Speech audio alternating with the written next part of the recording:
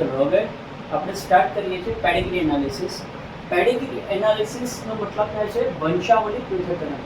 વંશાવલી પૃથ્થકરણ છે શું? પહેલા તો વંશાવલી પૃથ્થકરણનો મતલબ એ થાય છે કે પિતૃ પેઢી જે છે, એક્ઝામ્પલ તરીકે કોઈ વ્યક્તિ છે, એ વ્યક્તિને કોઈ રોગ છે, તો એ રોગની આવનાર સંતતિમાં, આવનાર પેઢીમાં એ રોગ આવશે, અને આવશે તો કેટલી પેઢી સુધી એ રોગની પસાર થશે.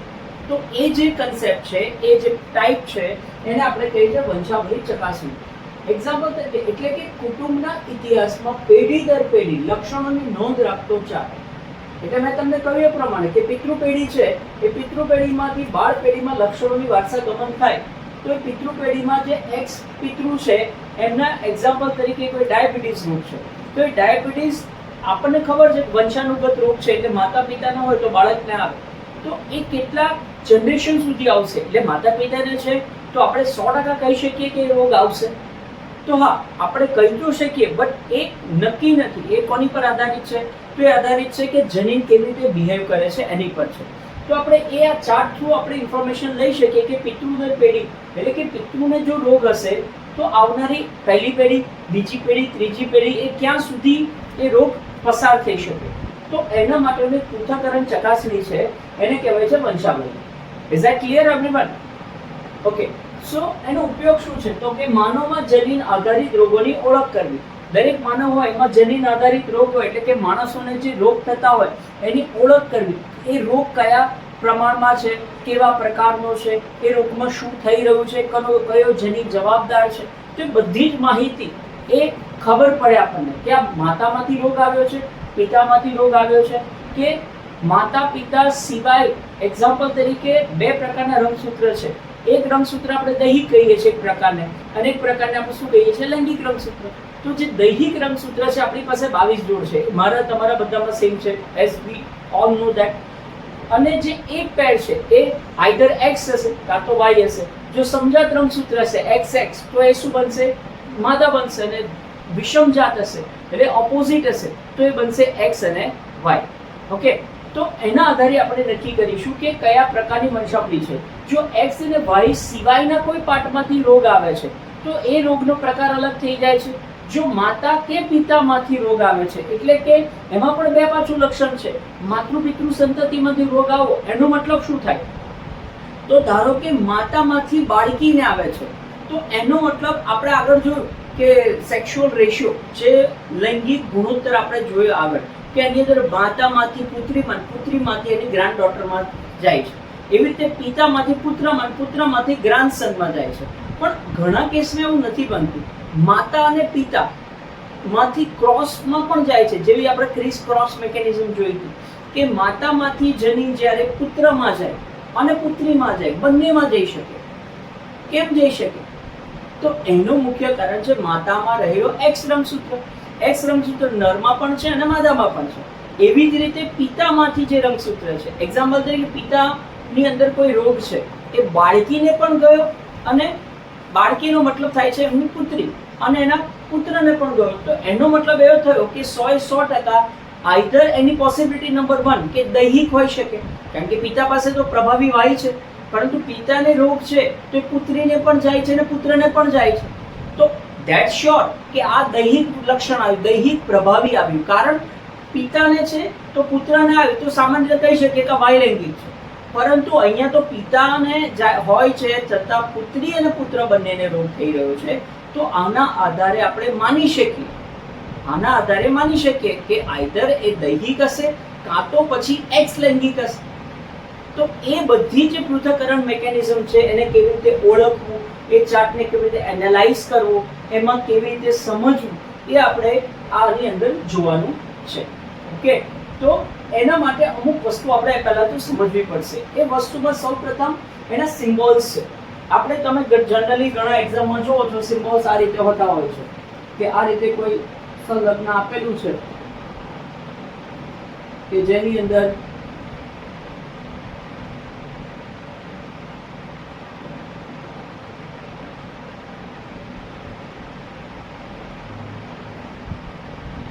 આવી રીતે કોઈ ચાર્ટ તમને આપેલો હોય છે. આ છે પેડિગ્રી એનાલિસિસ, બરાબર?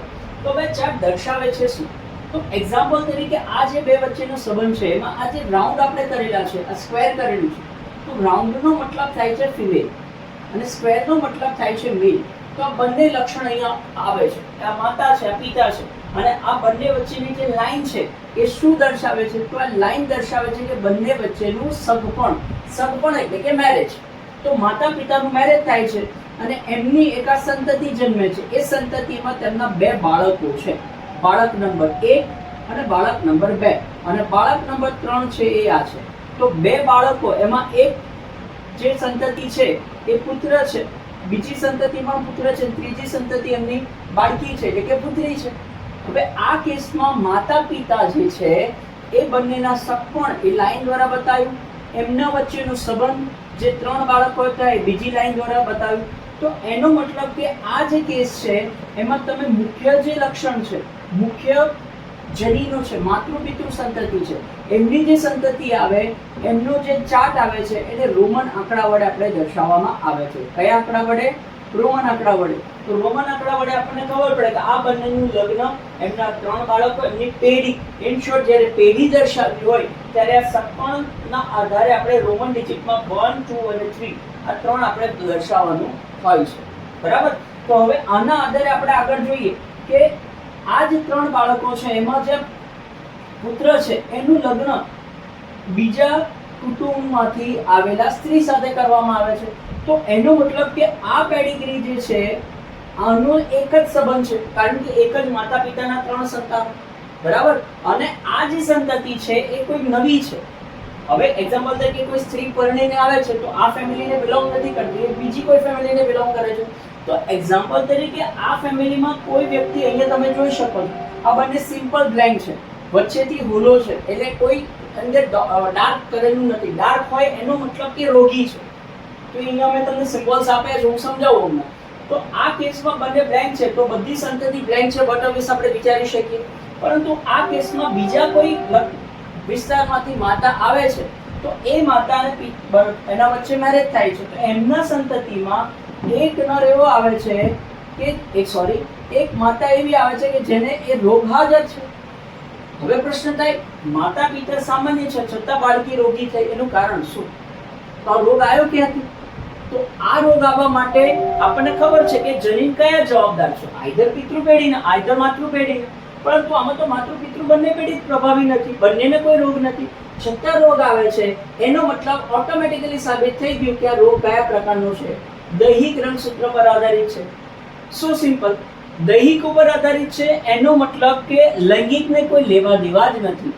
આમાં 22 જોડ જે આપણી રંગસૂત્રની છે, 1 number, 2 number, 3 up to 1 to 22 pairs, એમાં કોઈ પણ ખામી હશે તો આવી રીતે સંતતિમાં વારસાગમનમાં જશે. એટલે કે માતા પિતા આ કેસમાં સામાન્ય હોવા છતાં બાળ પેઢીમાં રોગ અવતરિત થયો, એનો મતલબ કે દૈહિક રંગસૂત્રમાં જો ખામી હોય ત્યારે આવી કન્ડિશન થઈ શકે છે.